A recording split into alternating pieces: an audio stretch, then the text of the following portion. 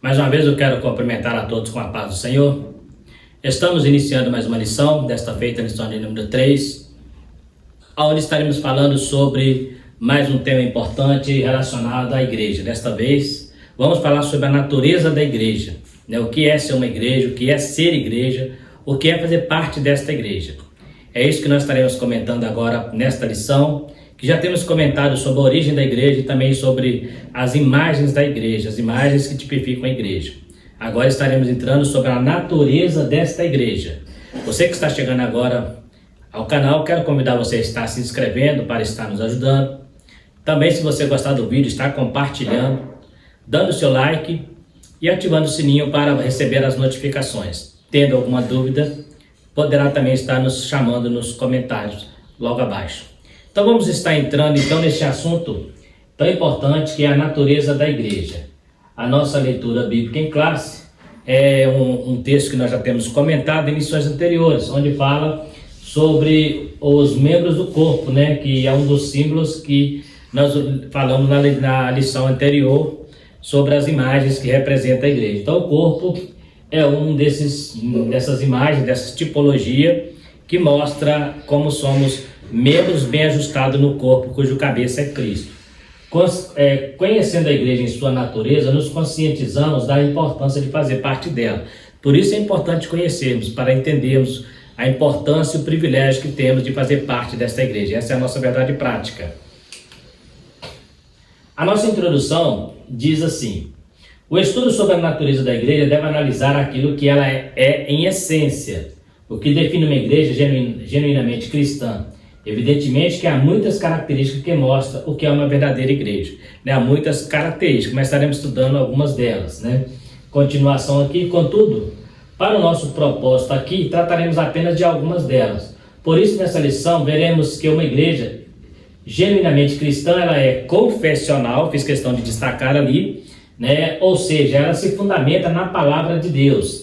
Então, ou seja, ela tem uma confissão de fé. Para ser uma igreja, ela precisa ser confessional e fundamentado na palavra de Deus. Como na igreja primitiva, você vai encontrar no livro de Atos que todos reuniam e unanimemente, na comunhão, no partir do pão e na doutrina dos apóstolos, ou seja, tinha uma fundamentação para se tornar uma igreja, não era algo aleatório, algo que tinha uma doutrina, um estatuto a ser obedecido, a ser seguido, estaremos falando sobre isso. Também ela tem uma dimensão local e universal, porque nós temos igrejas locais, que são congregações, mas no sentido de igreja invisível, ela é universal, ela atinge todo o planeta, há várias igrejas, várias congregações, mas todos fazem parte da mesma igreja, que é a igreja de Cristo. Não existe mais de uma igreja, ou seja, existe uma forma tanto visível quanto invisível.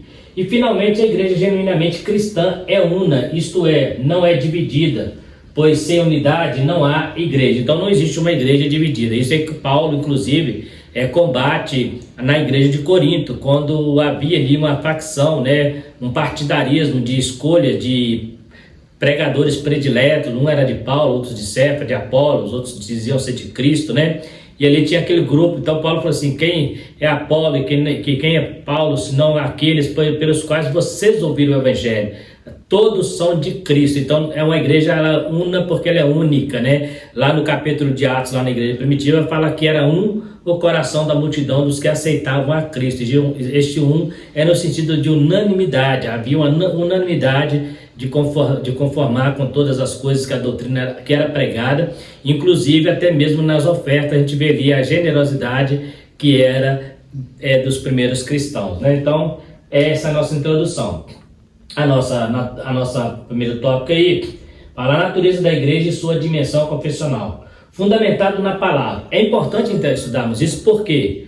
Porque existem hoje uma infinidade de igrejas que não são fundamentadas na palavra, mas tomaram para si esse título de igreja. Mas não existe uma igreja verdadeira se não for como base estruturada na escritura sagrada, onde parte as doutrinas para fundamentação desta igreja. Então, uma igreja verdadeiramente bíblica é firmada na palavra de Deus.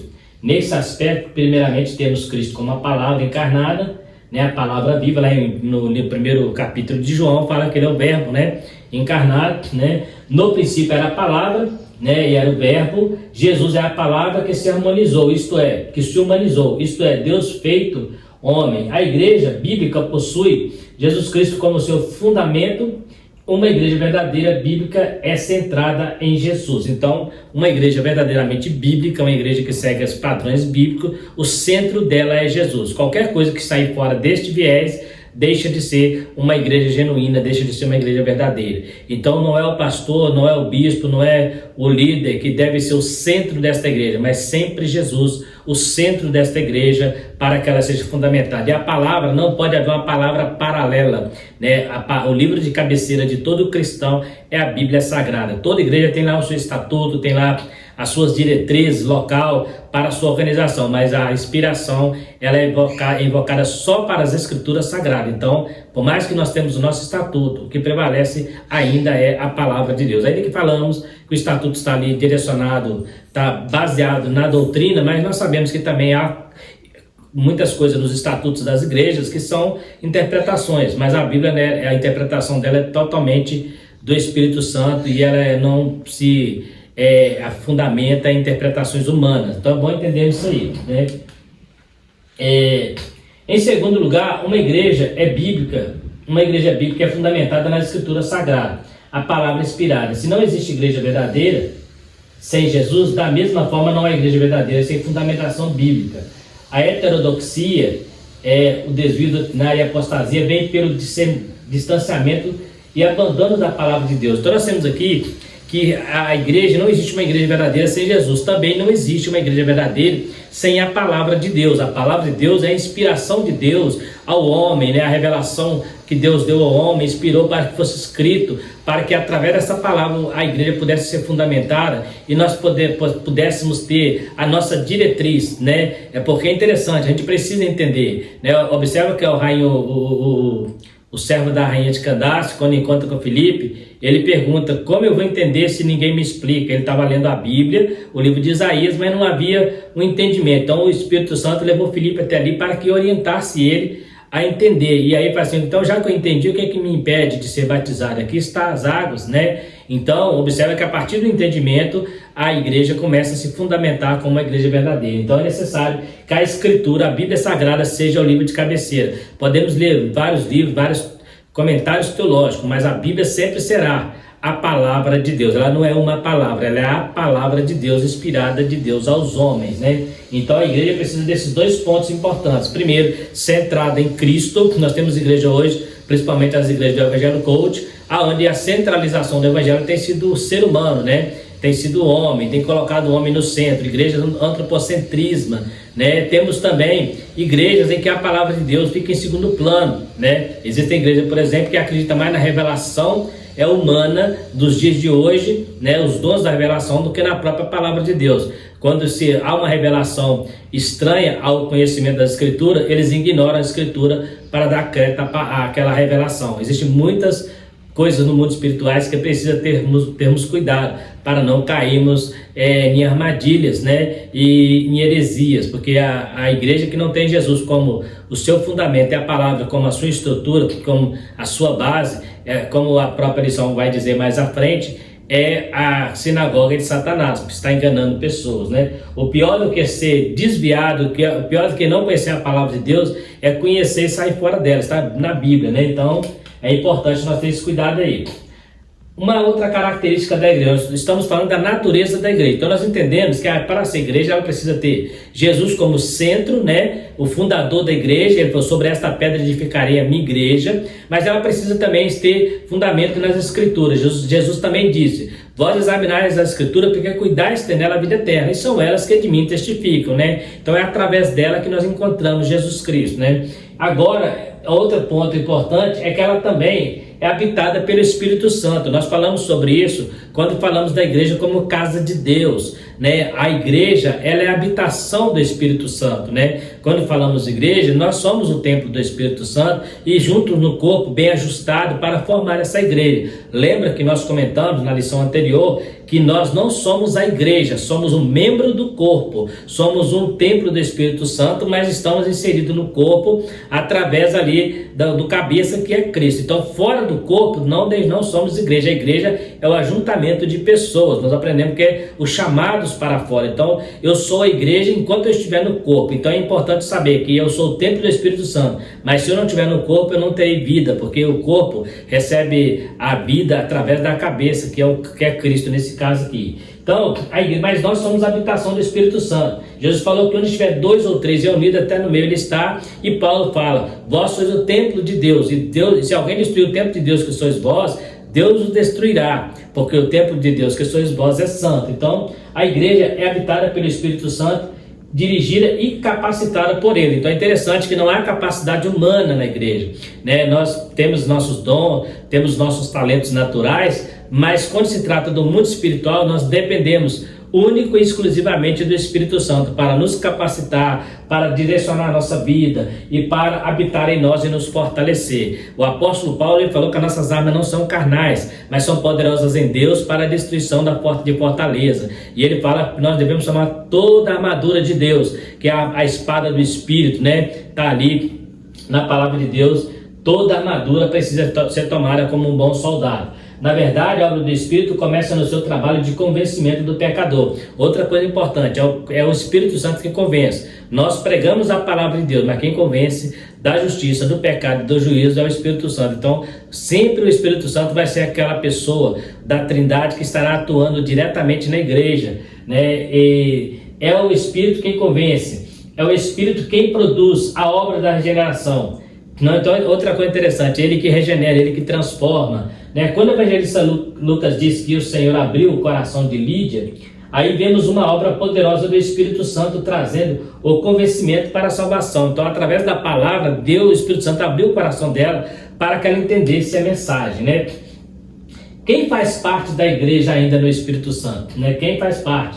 Quando alguém responde à mensagem da cruz, o Espírito de Deus produz nele a certeza da salvação. Agora regenerado, o cristão passa a andar e ser dirigido pelo Espírito.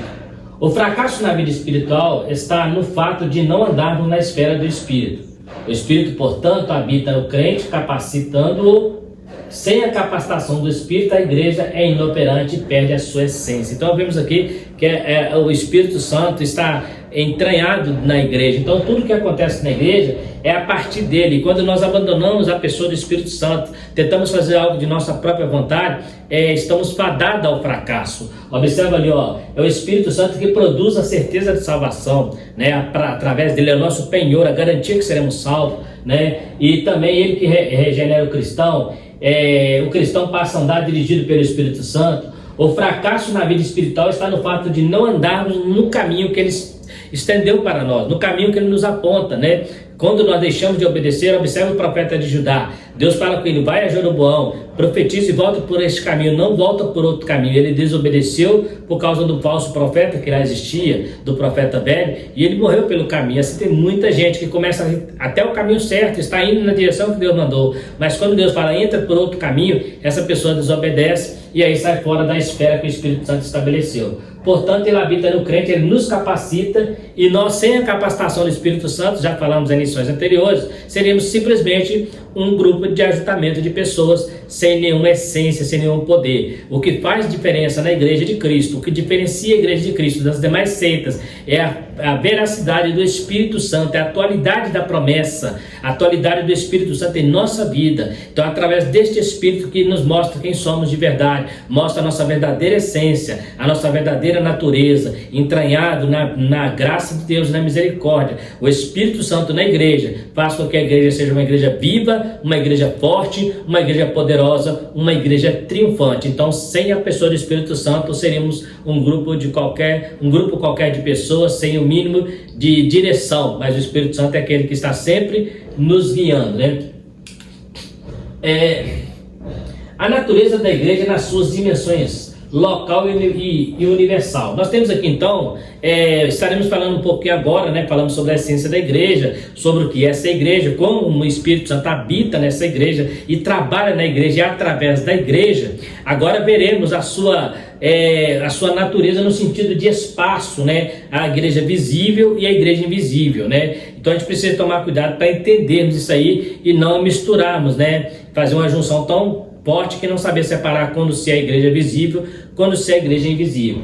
O local invisível. Biblicamente, podemos falar da igreja em relação à sua dimensão espacial, o seu espaço, né? Isto é, em relação ao local ou ao espaço geográfico. Ela pode ser vista e sentida. Nesse aspecto, a igreja existe localmente. Então, quando você está numa igreja local, você está na igreja do Senhor, a igreja universal. Só que aquela igreja é a igreja visível, aquela igreja que eu estou vendo. Não quer dizer que todos que estão ali naquela igreja pertencem à igreja universal. Isso é importante também. Não quer dizer que todos que estão dentro de um templo ali sendo ministrado pelo pastor, né, não quer dizer que todos que estão ali são verdadeiramente igreja, porque para ser igreja temos que voltar lá no primeiro tópico e entender todo aquele processo da regeneração, da santificação, da essência do Espírito Santo na igreja. Então eu posso estar numa igreja, estar dentro de uma igreja e não fazer parte dela. Então é importante entender que nem sempre o ajuntamento de pessoas quer dizer que ali é 100% igreja, porque a igreja, mesmo estando reunida em um local, uma estrutura, uma organização, ali podemos chamar de igreja,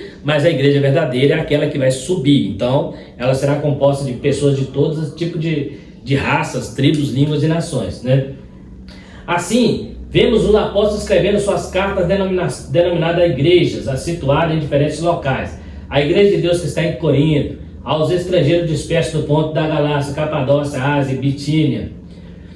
Nesse texto vemos a escritura se referindo à eclésia, a comunidade de crentes situada em diferentes locais. Você pode também estar indo lá para Apocalipse, onde fala ao anjo da igreja que está em Éfeso, ao anjo da igreja que está em Filadélfia, ao anjo da igreja que está em Sardes. Eles são igrejas, são locais, igrejas que estão naqueles locais, mas é uma igreja só. Então não existe as igrejas. Quando eu falo as igrejas da Ásia, eu estou me referindo às congregações, os ajuntamentos de pessoas naquelas regiões, mas eu não estou falando que existe várias igrejas. É uma igreja e ela está dividida ali em regiões espacial, como falamos aqui no início. Então é só para nos dirigir ao espaço. Quando eu falo eu vou à igreja, eu posso estar dizendo que estou indo a uma igreja prédio, uma igreja estrutura, onde eu tenho mais irmãos fazendo a mesma coisa. Não quer dizer que eu estou indo lá, eu faça parte, né? Porque para fazer parte eu preciso receber todo aquele processo da primeiro tópico aqui, aquela essência do que é ser igreja de verdade, para entender isso. Por isso que existe muita gente que está na igreja e não entendeu o que é igreja.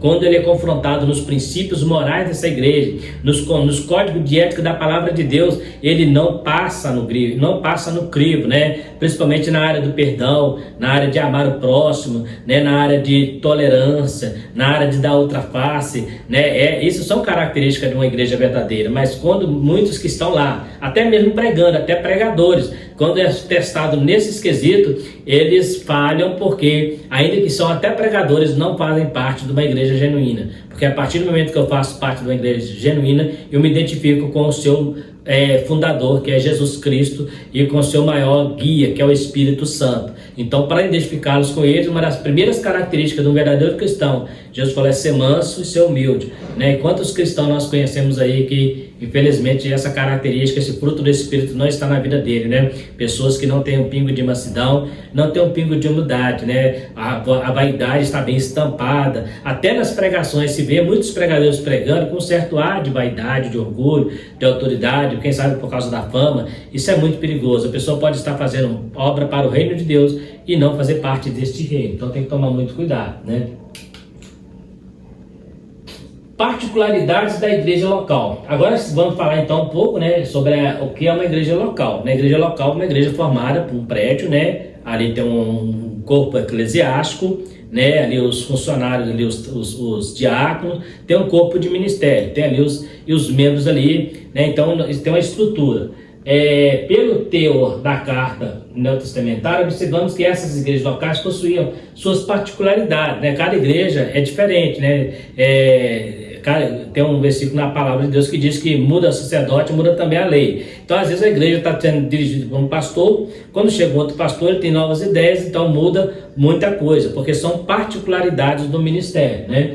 Os problemas encontrados em uma não eram, eu coloquei aqui destacado, necessariamente os mesmos de outra. Por isso que Paulo escreve carta, né, a Filipos para resolver um problema, escreve carta a Corinto para resolver outra. São problemas aleatórios. Pode até acontecer de repetir, né, um problema de uma igreja na outra, mas geralmente são problemas diferentes, são situações diferentes, né? São ocasiões diferentes, então não são iguais à igreja. Na Igreja Universal tudo é mais ou menos igual, porque pecado na Igreja Universal é tanto no passado, no presente, no futuro, e a Igreja Universal ela vive da doutrina. A doutrina ela é infalível, né? A igreja local ela tem muitos costumes, então muitas vezes há costumes que diferem um para o outro, mas a doutrina ela precisa manter a mesma em toda a igreja, né? De igual modo, as virtudes, por outro lado, embora estivessem todas sob a supervisão apostólica, observamos que eram autônomas, uma em relação à outra, assim possuíam a sua dinâmica própria. Um método que funciona em determinada igreja pode ser inadequado para outra. Olha que interessante aqui, o comentarista falou uma coisa importante. Ainda que elas estavam sob a supervisão dos apóstolos, no fundamento dos apóstolos na palavra, o pastor que ia para lá, ele tinha suas peculiaridades, ele tinha suas particularidades. Então ele tinha coisas que ele fazia, por exemplo, um pastor que dirigia uma igreja como a igreja de Corinto, ele tinha uma aplicação ali muito dele, talvez, né, para fazer a obra de Deus crescer, mas se ele fosse, por exemplo, para outra região, ele teria que mudar algumas estratégias, porque dependendo da cultura, dependendo do poder aquisitivo e de muitas outras coisas, a pessoa precisa mudar. Então não é uma coisa repetitiva, não há uma padronização, né, no se tratando de igreja local, não há padrão. Hoje nós temos, por exemplo, no Brasil, megas igrejas onde tem um pastor dirigindo igrejas grandes, e temos igrejas onde elas se dividem, né, de acordo que ela vai crescendo, ela vai se dividindo, são particularidades, né? Então alguém fala assim, meu jeito é melhor, o outro fala, o dele é melhor. Não, às vezes todos eles contribuem para o reino de Deus. A questão é que não existe uma padronização. O que acontece na minha igreja não quer dizer que é o padrão bíblico quando se trata da liturgia. Nós falamos sobre isso. A liturgia de cada igreja difere, então não quer dizer que a minha liturgia é a melhor do que a de outra igreja, e nem a de outra igreja é melhor que a minha. São adaptáveis de acordo com os seus membros, né? As pessoas que vão para ali já acostumam com aquele sistema ali, né? Então tem esse cuidado de ficar atento, porque um método que pode funcionar em uma determinada igreja pode não funcionar em outra, isso é fato, né? Se tratando de igreja local. Agora, universal e invisível. Assim como a igreja existe em sua dimensão local, existe também na sua dimensão universal. Somos conscientes da existência da igreja local, pois dela fazemos parte. Contudo, nem sempre é fácil se dar conta do aspecto universal da igreja, porque nesse sentido, a igreja não está limitada ao espaço geográfico, né, ou físico. Assim, a igreja universal e invisível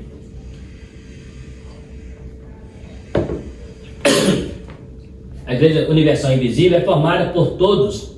Assim, a igreja universal invisível é formada por todos os cristãos regenerados que estão em todos os lugares e por aqueles que já também estão na glória, não se limitando somente à dimensão terrena. Então nós temos uma igreja invisível que é formada por todos que já morreram em Cristo, por aqueles que estão vivos e por aqueles que ainda virão a converter. Essa igreja é chamada igreja universal e igreja invisível. Por que ela é invisível? Porque só Deus pode ver. Ela é invisível ao homem, não a Deus, né? Deus conhece as suas ovelhas, né? Quando Jesus prega para os judeus, ele fala assim, eu tenho outras ovelhas que não são desse aprisco. Então a igreja invisível é aquela que é composta daqueles que já foram para o Senhor, aqueles que estão no presente e aqueles que ainda virão, né? Por isso que é difícil mensurar como seria essa igreja. Uma coisa sabemos que é a igreja que vai encontrar com o Senhor no céu, né?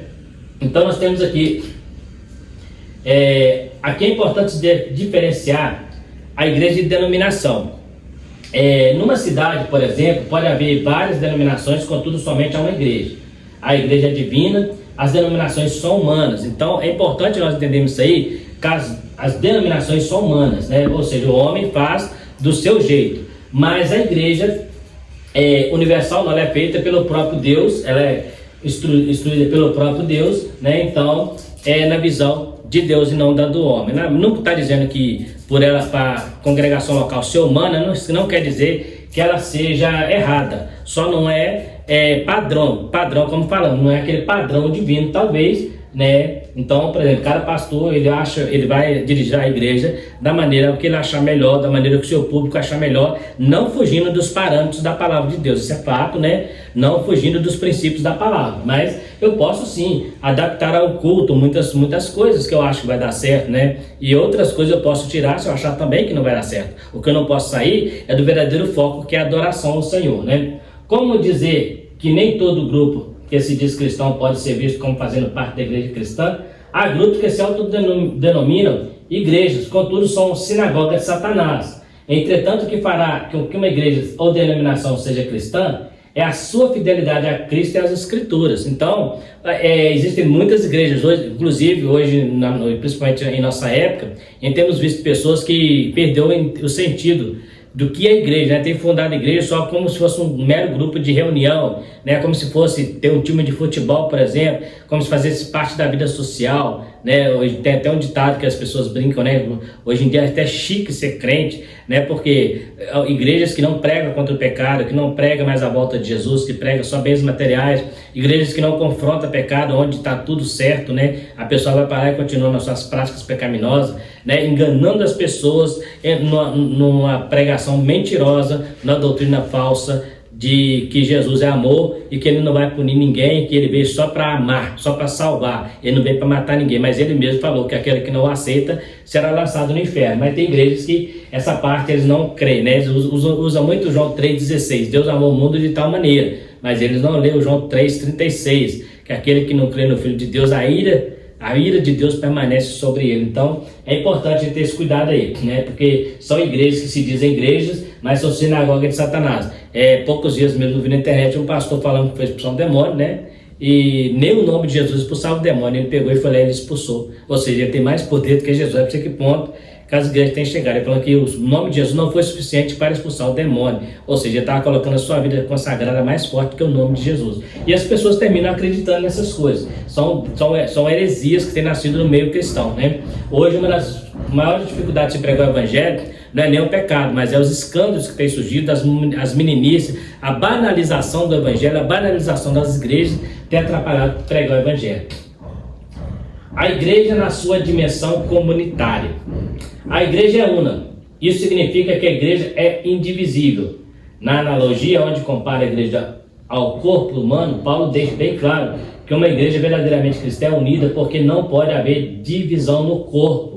Jesus disse que um reino dividido não subsistirá. Então a igreja é única, né? Nós temos falado muito sobre isso, falamos na lição passada, repetimos aqui. Aí um corpo, ele tem que ser bem ajustado, né? Porque não pode haver divisão. A mão não pode brigar com a outra mão. Na verdade, a mão ela serve para auxiliar a outra, o olho para auxiliar o outro, né? Então todo membro do corpo, ele tem uma função específica. E qual é essa função? É fazer a vontade do corpo, né? Então cada um deles tem uma função dentro do corpo para que o corpo seja bem ajustado e comandado pelo cabeça, que é Cristo. Então é importante ter isso em mente. Se eu sou membro do corpo, então eu preciso, quando o corpo sente uma dor, quando o membro sente uma dor, todo o corpo sente a dor com ele. Quando o membro fica feliz, todo o corpo fica feliz. Quando o membro entristece, todo o corpo também entristece. Não é o que temos visto muitas vezes na realidade. Falamos muito em igreja como única, como una, né? Como um corpo bem ajustado, mas na prática nem sempre isso tem acontecido. Temos visto dentro da igreja, por exemplo, pessoas que não conversam com outras, pessoas que não como diz o ditado, né, não vai com a cara do outro, e está ali na igreja ouvindo a palavra todo dia, a palavra não muda. São pessoas que, infelizmente, se não tomar cuidado, estão na igreja, mas não fazem parte da igreja invisível. Então, porque quando o corpo é bem ajustado, ele não rejeita, né? O corpo só rejeita o membro quando esse membro está podre, quando esse membro já está deficiente, aí o corpo rejeita, né? Porque ele vai atrapalhar os demais. Mas no geral o corpo sempre vai estar ajustado para proteger os seus membros, né? Então se você diz que é igreja, mas você não protege um membro só porque você não gosta dele, porque se você acha que ele não vai com a sua cara ou você não vai com a dele, e se você acha que está no corpo, você não está, porque para você estar no corpo, você não pode achar que você é melhor do que o outro membro do corpo. Todo membro no corpo ele tem a sua utilidade. Esse princípio se aplica à igreja também. O que o diabo não consegue contra a igreja em meio à perseguição, ele consegue por intermédio da divisão. Acabei de falar isso aqui. Devemos evitar a todo custo o partidarismo, as preferências, os exclusivismos, se quisermos preservar a unidade da igreja local. Então dentro da igreja existe, infelizmente, né, desde a igreja de Corinto, nós vemos ali o partidarismo, né, existe também ali as divisões, né, as preferências. Aí eu vou na igreja se for fulano que vai pregar, eu vou na igreja se for fulano que vai cantar. Na verdade você não está preocupado se Deus vai receber a adoração, você está preocupado com o talento natural que aquela pessoa vai exercer ali na igreja, porque o talento espiritual ele chama atenção em qualquer situação, em qualquer dimensão. Então, se você é daquelas pessoas que escolhe o pregador para ir à igreja, você não faz parte da igreja. Você tem que escolher ouvir a palavra de Deus, que seja um pregador eloquente, que seja uma pessoa muito simples, que não sabe nem pregar, mas se é a palavra de Deus que está pregando, Deus tem compromisso com a palavra, Deus tem compromisso com o louvor, não com a música, não com a melodia, mas com o louvor, com a adoração.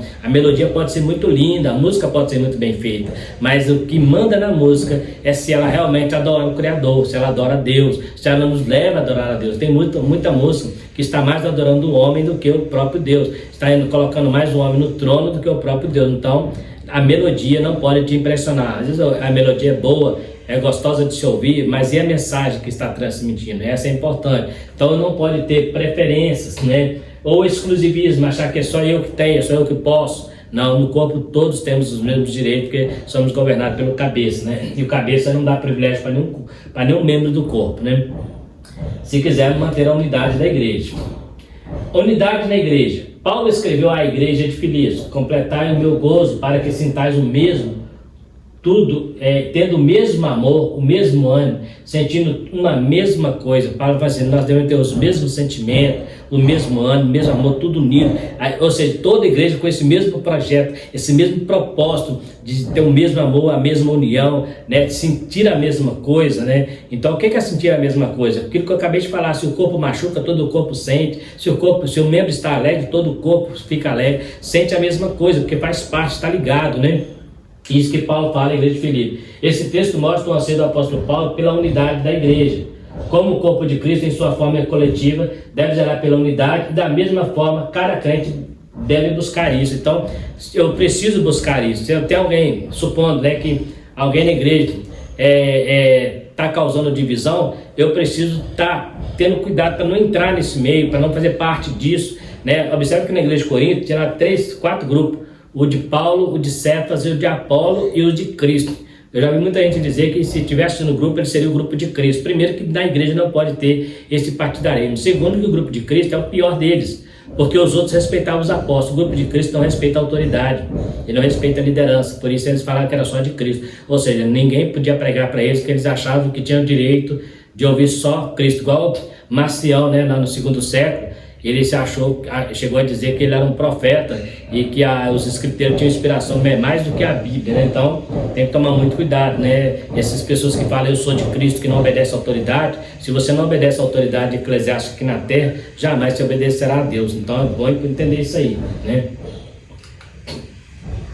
A diversidade na unidade, isso reverbera, né, o anseio de Jesus pela unidade de seus discípulos, né?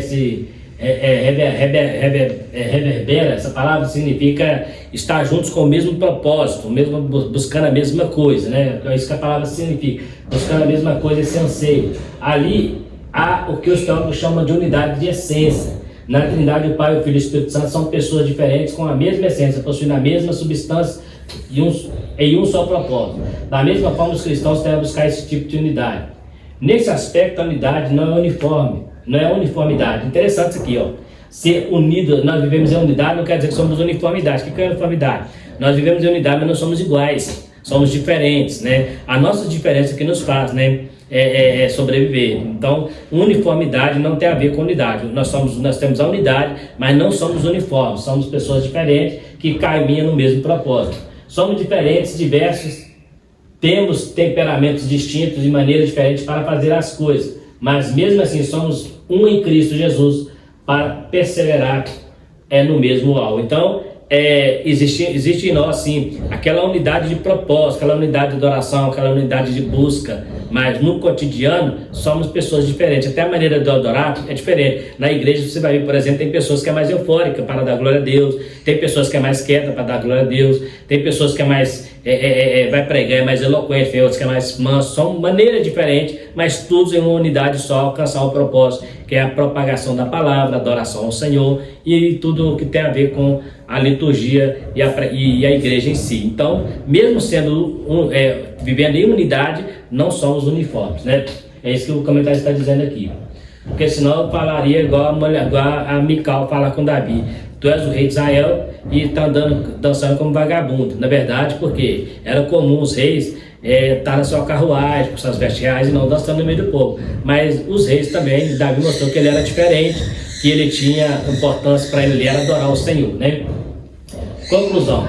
Chegamos ao final de mais uma lição bíblica, a qual aborda a natureza da igreja. Vimos que não é possível nos referirmos a uma igreja como sendo cristã se determinadas marcas ou características não estão presentes nela. Falamos sobre as marcas lá, a essência da igreja, a presença do Espírito Santo, embasamento na palavra, né? Falamos sobre isso. Destacamos aqui que a igreja local deve estar fundamentada na palavra e habitada pelo Espírito Santo. A igreja também existe tanto local como universal. Não está limitada nem pelo tempo e nem pelo espaço. Ela existe para a eternidade. Então é a nossa conclusão da lição. Vimos aí o que é a igreja, a sua essência, baseado na palavra. Então tudo que estiver fora da palavra, né, fora da Bíblia, não é igreja, é uma imitação de igreja. É uma coisa genérica. A palavra de Deus é a base da pregação numa igreja. E Jesus Cristo é o centro dessa mensagem.